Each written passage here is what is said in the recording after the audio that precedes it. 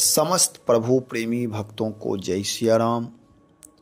आज का विषय हनुमत चरित्र है, यानी हनुमत उपासना। हनुमान जी महाराज के जीवन से हम सीखेंगे, हनुमान जी की उपासना करेंगे, अपनी आध्यात्मिक शक्ति को बढ़ाएंगे। वर्तमान समय के लिए हनुमत उपासना परम आवश्यक है। देश की भयावह स्थिति, घर घर व्यक्ति व्यक्ति में कलह, अशांति, रुग्णता, झगड़ा झंझट, सारी चीजें व्याप्त हैं। कलयुग का प्रभाव पूर्ण रूप से व्याप्त है। यहाँ यदि शांति चाहिए तो इसके लिए हनुमत उपासना परम आवश्यक है। कलयुग के प्रत्यक्ष देवता श्री हनुमान जी महाराज, इनकी उपासना किए बिना हमारी आध्यात्मिक शक्ति का जागरण नहीं होगा, और जब तक आध्यात्मिक शक्ति का जागरण नहीं होगा तब तक मनुष्यों में देवत्व का प्रादुर्भाव नहीं होगा। हमारे जीवन में सुख, शांति, समृद्धि प्राप्त नहीं होंगे। इसके लिए हनुमत उपासना परम आवश्यक है। पूर्व प्रसंग में चर्चा हुई थी कि श्री हनुमान जी महाराज को जामवंत जी कह रहे हैं, हे हनुमान, आप चुप क्यों साधे हुए? किष्किंधा कांड के अंतिम में है न, कहहि रीछपति सुनु हनुमाना, का चुप साधि रहे हो बलवाना। हे बलवान श्री हनुमान जी, आप क्यों चुप साधे हुए? इस समय इतने योद्धा हैं, सब बोल रहे हैं और आप बिल्कुल मौन हैं, चुप हैं। आप भी बोलिए। इस समय बोलने की आवश्यकता है, जरूरत है। यदि आप नहीं बोलेंगे तो फिर राम काज की सिद्धि नहीं होगी। दूसरी बात, दूसरा भाव यह है, हे हनुमान, का चुप साधि रहे हो बलवाना। आप चुपचाप एकांत मनस्थिति में प्रविष्ट होकर आप क्या साधना कर रहे हैं? कौन सी साधना आपकी है? और आप चुप होकर के साधनारत रहते हैं। आपकी यह साधना करना उत्तम है, मौन रहना भी उत्तम है, शांत एकांत रहना भी उत्तम है। लेकिन हे हनुमान, इस समय अब आप बोलिए, का चुप साधि रहे हो बलवाना। अब आगे की चौपाई में प्रवेश करते हैं। कहते हैं, पवन तनय बल पवन समाना, बुद्धि विवेक विज्ञान निधाना। हे पवन पुत्र, हे हनुमान, आप पवन पुत्र हैं, पवन तनय है। आपका बल पवन के समान है।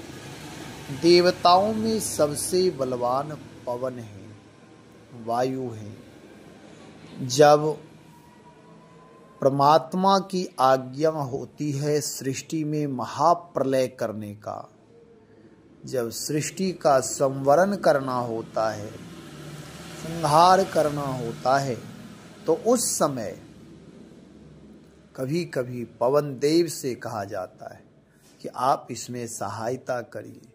तो पवन देव बड़े बड़े पहाड़ों को उखाड़ करके समुद्र में डाल देते हैं और समुद्र का जल पृथ्वी पर फैल जाता है, जिससे पृथ्वी जल में समा जाती है, महाप्रलय हो जाता है। कहने का मतलब कि पवन बहुत ही बलवान हैं और आप उनके पुत्र हैं। पुत्र में पिता का गुणधर्म अवश्य रहता है, पिता का गुणधर्म होता है। आप में भी पिता का गुण धर्म है। यदि उत्तम पुत्र चाहिए तो पहले उत्तम पिता बनने की कोशिश करनी चाहिए। आज जब यदि पुत्र में कोई कमी आ जाती है, दुर्गुण दोष आ जाते हैं, तो पिता रुष्ट होते हैं, नाराज होते हैं, चिंतित होते हैं, कहते हैं पता नहीं पहले ही ऐसा नहीं था। लेकिन जब हम अपने जीवन का आकलन करेंगे, जब अपने जीवन की ओर लौटेंगे, तब पता चलेगा कि एक उत्तम पुत्र प्राप्त करने के लिए पहले उत्तम पिता बनने की कोशिश करें। उत्तम पिता ही उत्तम पुत्र दे सकते हैं समाज को।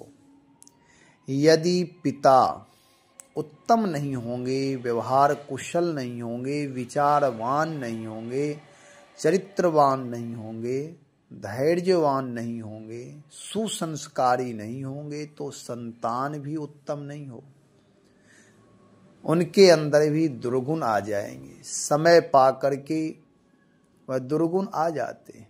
जैसे रोगों में कहा जाता है अनुवांशिक रोग कुछ होते, जो आपके पूर्वज में यदि किसी को है तो डॉक्टर पूछते हैं क्या आपके परिवार में किसी अन्य को भी यह रोग है। यदि कोई कहता है हाँ हमारे 2 पीढ़ी पहले थे, तो डॉक्टर कहता है यह अनुवांशिक रोग है आपके यहाँ का। ऐसे ही पुत्र पिता की आत्मा होती है।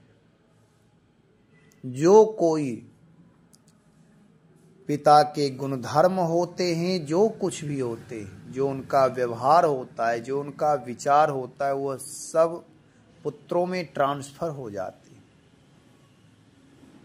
इसलिए यहाँ कह रहे हैं कि आप पवन तनय बल पवन समाना।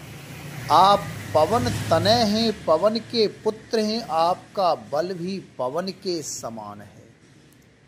पवन हर जगह व्याप्त हैं, वैसे ही आप भी हर जगह व्याप्त हैं।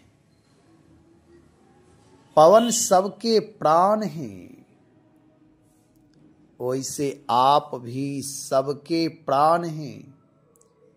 इस समय यदि आप राम काज करने में यदि विलंब करेंगे, तो ये वानरी सेना के प्राण निकल जाएंगे, इनकी मृत्यु सन्निकट आ जाएगी। इसलिए आप अब जागृत होइए, आप अपने स्वरूप को पहचानिए। पवन तनय बल पवन समाना। पवन के पुत्र हैं, आपका बल भी पवन के समान है। जामवंत जी इस तरह हनुमान जी से कह रहे, बलवान हैं आप, और बलवान ही केवल नहीं है, बुद्धि विवेक विज्ञान निधाना। पवन देव बुद्धिमान हैं, विवेकी हैं, ज्ञानी हैं, विज्ञानी हैं। वैसे आप भी पवन तनय के साथ साथ बल के साथ साथ महाबली आप हैं। और भगवान की कृपा से आपके जीवन में वैशिष्ट गुणधर्म यह है कि आप बुद्धिमान हैं, प्रज्ञावान हैं, प्रतिभावान हैं। बुद्धिमान हैं आप, बुद्धिमताम वरिष्ठम हैं। जो कोई भी आपकी उपासना करता है, जो आपके सन्निकट आता है, जो आपको फॉलो करता है, उसके जीवन में भी आपकी कृपा से आपके गुणधर्म तद्रूप में रूपांतरित हो जाता है। पवन तनय बल पवन समाना। बुद्धि, आप बुद्धिमताम वरिष्ठम हैं। बुद्धिमानों में श्रेष्ठ बुद्धिमान आप हैं। और आप विज्ञानी हैं, विवेकी हैं। सारा सार निर्णयो विवेकः। सार तत्व क्या है, असार तत्व क्या है, यह आपको बोध है। कहाँ बोलना चाहिए, कहाँ चुप रहना चाहिए, यह आपको बोध है। कब क्या करना है, यह आपको पता है। इसलिए हे पवन तनय, आप परम विवेकी हैं, राम काज करने में परम आतुर हैं। आप अपने आप को छिपा रहे हैं, इस समय छिपाइए नहीं, अपने आप को प्रकट करने का समय है। हे हनुमान जी, आप बुद्धिमान हैं। राम काज वही कर सकता है, समुद्र पार वही कर सकता है, भक्ति का पता वही लगा सकता है जो परम बुद्धिमान है, परम विवेकी है, जो अविद्या माया से रहित है, जो कुसंग से बचा हुआ है, दुर्व्यसन से बचा हुआ है, कुसंस्कार से बचा हुआ है। ऐसे लोग ही भक्ति का पता लगा सकते, समुद्र पार कर सकते हैं, अपनी समर्थता को प्रकट कर सकते, अपनी पौरुष शक्ति के द्वारा वह राम काज करने में तत्परता जीवन में ला सकते। इसलिए हे हनुमान, आप परम विवेकी हैं। सब कोई अपने आप को विवेकी मानते, बुद्धिमान मानते हैं, लेकिन श्री हनुमान जी महाराज अलौकिक हैं, क्योंकि ये सेवा और सुमिरन में हमेशा तत्पर रहते। जो कोई भी हनुमान जी की सेवा, पूजा, उपासना, सुमिरन, स्मरण करते, वह सर्वगुण संपन्न हो जाता, उसका जीवन परम मांगलिक हो जाता है, आनंद से भर आता है। ऐसे श्री हनुमान जी महाराज, हनुमान जी महाराज का यह अलौकिक चमत्कार है। तो कहते हैं जामवंत जी, हे हनुमान, आप परम बुद्धिमान हैं, आप परम विवेकी हैं और परम विज्ञानी हैं। बुद्धि, विवेक, विज्ञान, निधाना, आप इन सब के भंडार हैं, खजाना हैं। जो कोई आपसे जुड़ता है, आप उसके जीवन में बुद्धि, विवेक, विज्ञान, बल की प्रतिष्ठा कर देते। देश हित के लिए, समाज हित के लिए, परिवार हित के लिए, व्यष्टि से समष्टि तक के लिए आप उसके जीवन में यह गुण धर्म दे देते, प्रदान कर देते। राम का स्वरूप राष्ट्र का स्वरूप है और राष्ट्र का स्वरूप राम का स्वरूप है। अनंत अनंत ब्रह्मांड हैं, वह सब राम की ही अभिव्यक्ति है। इसलिए यहाँ कह रहे हैं आप विज्ञानी हैं, परम विज्ञानी, तत्ववेत्ता हैं। आप परम रहस्य को आप जानने वाले हैं। आपसे कुछ छिपा नहीं है और ना कोई अभाव आपके पास है। आप निधान हैं, भंडार हैं। जीवन में जिसके पास बल है, उसके पास बौद्धिक स्तर कम रहती है, बौद्धिकता कम होती है। लेकिन जो हनुमान जी महाराज की उपासना करता है, पूजा पाठ करता है, उसके जीवन में बुद्धि भी आ जाती है। और जब बुद्धि आ जाती है तो फिर व्यक्ति बुद्धि का उपयोग कहाँ करना चाहिए, कैसे करना चाहिए, कब करना चाहिए, उस बुद्धि का सदुपयोग करने की कला विवेक सिखाता है। और विवेक की परिपूर्णता ही विज्ञानी बना देता है, तत्व का बोध, सत्य का बोध करा देता है। तो आप में बहुत बहुत सारे गुण धर्म हैं, हे हनुमान जी महाराज। इसलिए आपके लिए कोई ऐसा कार्य पृथ्वी पर नहीं है जो नहीं हो सकता है।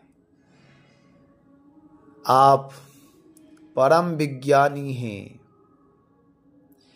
आप चाहे जो भी कार्य हो वह सारे राम काज ही आप मानते हैं। आप प्रमाद रहित हैं, आलस्य रहित हैं, दुर्व्यसन रहित हैं।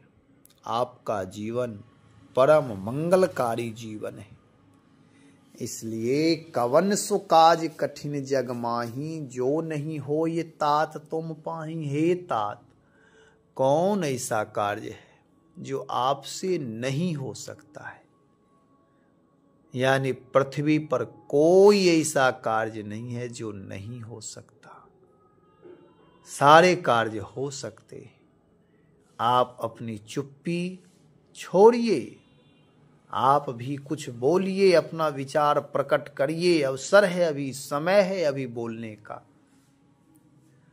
समय चुके पुनि का पछताने। इस समय यदि आप नहीं बोलेंगे तो फिर बाद में क्या रह जाएगा? पछतावा ही रहेगा कि उस समय मुझे बोलना चाहिए था। इसलिए हे हनुमान, आप अपने स्वरूप में आइए। अपना बल, अपनी बुद्धि, अपना विवेक, अपना विज्ञान को आप स्मरण करिए, चिंतन करिए, मनन करिए, अपने स्वरूप में प्रतिष्ठित होइए, याद करिए आप, जिससे राम काज में शीघ्रता होगी। अब विलंब करने का समय नहीं है। आपने जो आध्यात्मिक शक्ति भजन से प्राप्त करते, सुमिरन से प्राप्त करते हैं, उसका सदुपयोग आप सेवा में करते हैं। और यहाँ सेवा की आवश्यकता है, परम पुरुषार्थ की आवश्यकता है। जो आप प्रार्थना करते हैं, प्रार्थना से जो आपके अंदर शक्ति जागृत होती है, प्रभु से जो शक्तियां प्राप्त होती हैं, वह प्रभु कार्य में ही समर्पित कर देना परम धर्म है। इसलिए हे हनुमान, अब आप अपने आप को पहचानिए, आप अपने स्वभाव में आइए। इस तरह श्री जामवंत जी हनुमान जी से आग्रह कर रहे हैं, अनुनय विनय कर रहे हैं। हनुमान जी को स्वरूप में प्रतिष्ठित करने की विधा अपना रहे हैं, क्योंकि इस समय समुद्र लंघन करना है। कोई ऐसा समर्थ नहीं हुआ जो जाए और आ जाए। कारण यह है कि सब रामा दल में सारे बानरी सेना, सेनापति सब उत्तम है, सब उत्तम है, राम काज में सब तत्पर है। परंतु हनुमान जी महाराज सेवा और सुमिरन दोनों करते हैं, प्रार्थना और पुरुषार्थ दोनों करते हैं। संसार में केवल अपने बल पर, भौतिक बल पर, भौतिक शक्तियों पर ही अपने आप को यदि हम परिलक्षित करना चाहें कि अब इस समय मुझसे बड़ा कोई नहीं है, ऐसा सोचना, ऐसा विचारना यह निंदनीय है। जब हम आप पुरुषार्थ और प्रार्थना के द्वारा जो शक्तियां मिलती हैं, सुमिरन के द्वारा जो शक्तियां मिलती हैं, उसका सदुपयोग पुरुषार्थ में, सेवा करने में जब जीव करता है तो उसके अंदर और सारी आध्यात्मिक शक्तियां, दैवी संपदा जागृत हो जाते हैं। हनुमान जी इस विधान को जानते हैं कि अपने जीवन को उत्कृष्ट कैसे बनाना है, अग्रगणी कैसे बनाना है। तो हनुमान जी इसलिए हमेशा प्रार्थना से, सुमिरन से, राम नाम जप से, चिंतन मनन से, ध्यान से जुड़े रहते। और जो कोई भी पुरुषार्थ से पहले प्रार्थना भी करता है, यानी परमात्मा का स्मरण करता है, जो सुमिरन करता है, भगवान नाम का चिंतन मनन स्मरण करता है, उसके जीवन में बल के साथ साथ बुद्धि, विवेक, विज्ञान सारी चीजें आ जाते हैं। तो यहाँ श्री हनुमान जी महाराज में सारी चीजें हैं। हम आप भी जब हनुमान चालीसा का पाठ करते हैं तो शुरू में ही है, बुद्धिहीन तनु जानिके सुमिरौं पवन कुमार, बल बुद्धि विद्या देहु मोहि, हरहु क्लेश विकार। हे हनुमान जी, आप बल बुद्धि विद्या दीजिए, क्योंकि आप भंडार हैं इसके। आप जिसके पास जो वस्तु रहता है, जो चीजें रहती है, वही चीज वह दूसरों को दे सकता है और देने की समर्थता होती है। निजी वस्तु जिसका जो है, हनुमान जी के पास यह निजी है और यह चाहे जो भी कोई ले सकता है, लेकिन वह हनुमान जी से उसे जुड़ना पड़ेगा। इनकी सेवा पूजा करनी पड़ेगी, अनुनय विनय करना पड़ेगा, अपनी पात्रता को प्रकट करना पड़ेगा। तो यह हनुमान जी महाराज की कृपा से हमारे आपके जीवन में बल बुद्धि विद्या विवेक विज्ञान का प्रादुर्भाव हो जाएगा। कहने का तात्पर्य यह है कि राम काज कीन्ह बिनु मोहि कहाँ विश्राम। हमारा आपका जीवन भी श्री हनुमान जी महाराज की तरह होनी चाहिए। राम काज के लिए, राष्ट्र सेवा के लिए, परोपकार के लिए, परहित के लिए तत्पर होना चाहिए। लेकिन केवल तत्परता नहीं, पहले आत्म निर्माण होगा, उसके बाद ही हम आप राष्ट्र निर्माण में सहयोग कर सकते हैं। जब तक आत्म निर्माण नहीं होगा तब तक राष्ट्र का निर्माण नहीं कर सकते। इसलिए आत्म निर्माण परम आवश्यक है। अपनी बौद्धिकता, अपनी कुशलता, अपना उत्तम व्यवहार, अपना विचार, इन सारी चीजों में पहले अभिवृद्धि करनी चाहिए। जब ये सारी चीजें हमारे पास आएंगे तो हमें सोचने की क्षमता, करने की समर्थता आ जाएगी।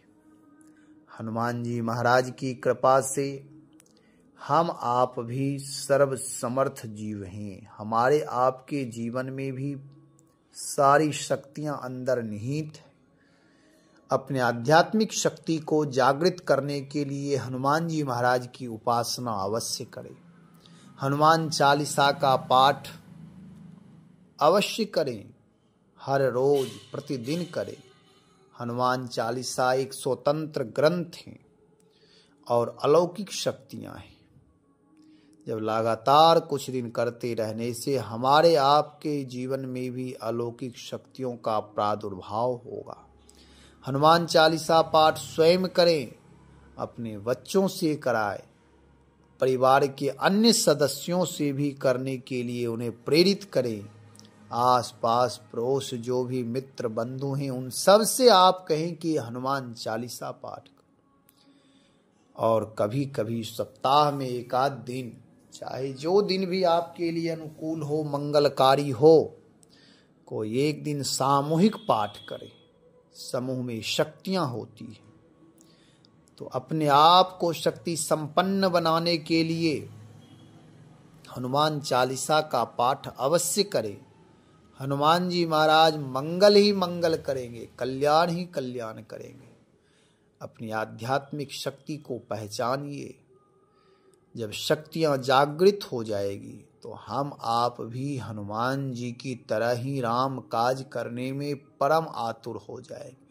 हनुमान जी कहते, राम काज कीन्ह बिनु मोहि कहाँ विश्राम। मेरे जीवन में विश्राम कहाँ है? विश्राम नहीं है। विश्राम तो राम काज जब पूर्ण कर लेंगे उसके बाद ही विश्राम है। और हनुमान जी महाराज जीवन में कभी विश्राम करते ही नहीं। एक एक श्वास और रोम रोम राम काज के लिए समर्पित हैं। इनके जीवन में अपना कोई निजी स्वार्थ नहीं है। जब हनुमान जी की उपासना करते हैं तो हमारे आपके जीवन में भी दिव्य गुणों का प्रादुर्भाव होता है, दिव्य विचारों का प्रादुर्भाव होता है, दिव्यता आती है, देवत्व का प्रादुर्भाव होता है। तो हनुमान जी महाराज की उपासना अवश्य करें, हनुमान चालीसा का पाठ करें, राम नाम स्मरण करते रहें, राम नाम का जप करते रहें।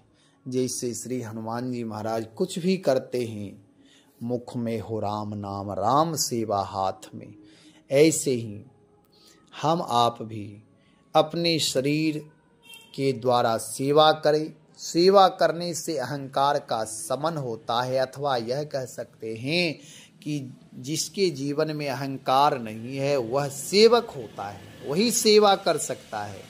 इसलिए सेवा अवश्य करें, चाहे वह समाज की सेवा हो, परिवार की सेवा, मतलब जो भी जिस समय का जो धर्म है उस धर्म में तत्पर रहें।